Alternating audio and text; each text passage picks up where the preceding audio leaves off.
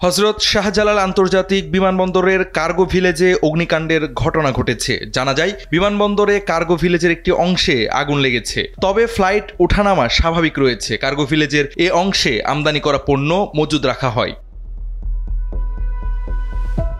শনিবার দুপুর 2টা 34 আগুন লাগার খবর পেয়ে ফায়ার সার্ভিসের 5টি ইউনিট দ্রুত ঘটনাস্থলের উদ্দেশ্যে রওনা দেয়। আগুনের সূত্রপাত কিভাবে হয়েছে বা এতে কি পরিমাণ ক্ষয়ক্ষতি হয়েছে তা তাৎক্ষণিকভাবে জানা যায়নি। ফায়ার সার্ভিসের ডিউটি অফিসার লিমা খানম গণমাধ্যমকে জানান, অগ্নিকাণ্ডের খবর পাওয়ার পরপরই ফায়ার সার্ভিসের 5টি ইউনিট ঘটনাস্থলে যাচ্ছে।